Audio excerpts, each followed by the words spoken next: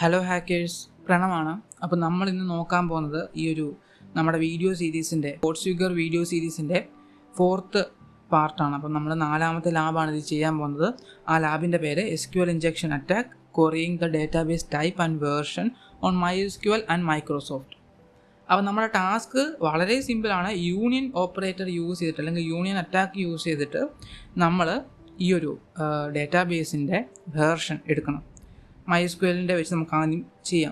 നമുക്ക് MySQL വെച്ച് ചെയ്യാം. അത് നമ്മൾ ആദ്യം ആക്സസ് കൊടുത്തിട്ടുണ്ട് ലാബ്. നമ്മൾ കഴിഞ്ഞ വട്ടം ചെയ്തപ്പോൾ കഴിഞ്ഞ വീഡിയോ നമ്മൾ ഇതിൻ്റെ ഹാഫാക്കി നമ്മൾ നിർത്തിപ്പോയതായിരുന്നു. അത് എറർ വന്ന് നിങ്ങൾക്ക് കണ്ടാണെങ്കിൽ അറിയാം.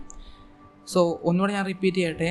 നമ്മൾ ഇവിടെ കഴിഞ്ഞ വീഡിയോ ചെയ്ത കുറേ കാര്യങ്ങൾ റിപ്പീറ്റ് ആവുന്നുണ്ട്. കഴിഞ്ഞ വീഡിയോകളിൽ ചെയ്ത ഒരു വീഡിയോ ഇല്ല, പല വീഡിയോകളായിട്ട് നമ്മൾ ചെയ്ത പല കാര്യങ്ങളും വീണ്ടും റിപ്പീറ്റ് ആകാറുണ്ട് നമ്മളെ പേരോട് ക്രിയേറ്റ് ഒക്കെ ചെയ്യുമ്പോൾ. അപ്പം അത് ഞാൻ വീണ്ടും റിപ്പീറ്റ് അടിച്ച് നിങ്ങളെ ബോറടിപ്പിക്കാൻ ഉദ്ദേശിക്കുന്നില്ല.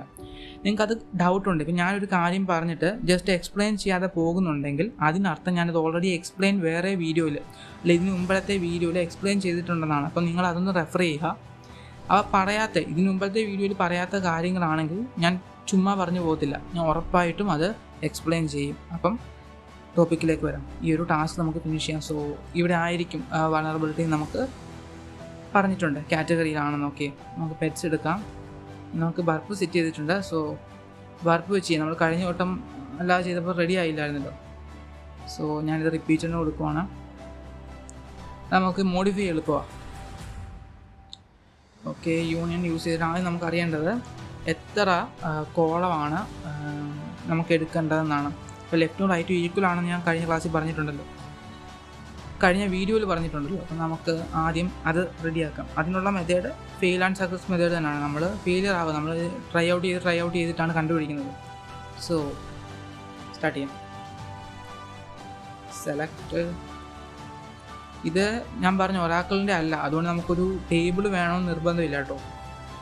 ABCDEF നമ്മൾ കഴിഞ്ഞ ക്ലാസ്സിൽ ഓൾറെഡി ചെയ്തുകൊണ്ടാണ് ഞാൻ ഇച്ചിരി കൂടി സ്പീഡായത് കേട്ടോ. ഈ ഒരു പേരോട് ക്രിയേറ്റ് ചെയ്യുന്നതിൽ നമുക്ക് 2 കോളം വെച്ച് തന്നെ സ്റ്റാർട്ട് ചെയ്യാം.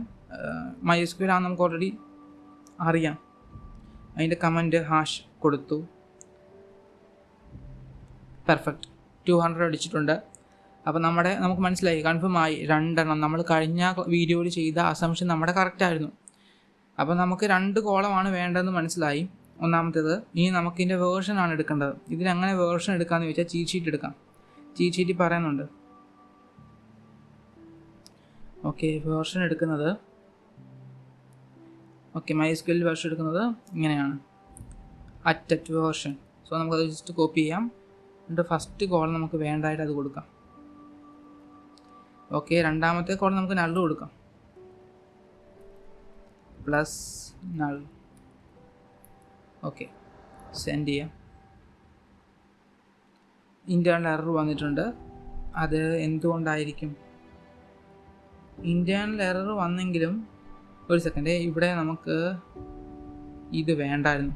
ഒരു സിംഗിൾ കോഡ് അവിടെ ആവശ്യമില്ലല്ലോ. ഇപ്പോൾ നോക്കാം. ഇപ്പോൾ പെർഫെക്റ്റ് ആയിട്ടുണ്ട്. ആ URL ഒന്ന് കോപ്പി ചെയ്യാം.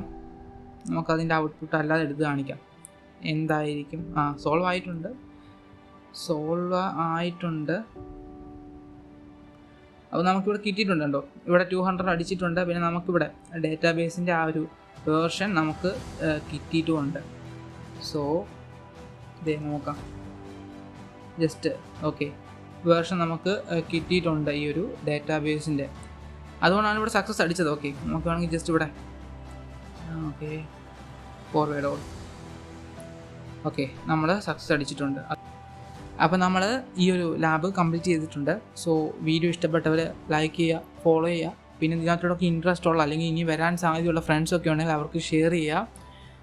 ആൻഡ് ഞാൻ എപ്പോഴും പറയുന്നത് പോലെ തന്നെ നമ്മൾ ഇനിയും നല്ല CTFs, അതേപോലെ തന്നെ bug bounties, live bug bounties, അതേപോലെ ലൈവ് ലാബ് സോൾവിംഗ് ഒക്കെ നമ്മൾ പ്ലാൻ ചെയ്യുന്നുണ്ട്. അപ്പം അങ്ങനത്തെ വീഡിയോസ് നിങ്ങൾക്ക് കാണാൻ താല്പര്യമുണ്ടെങ്കിൽ ഉറപ്പായിട്ടും നമ്മുടെ ചാനൽ ഫോളോ ചെയ്യുക.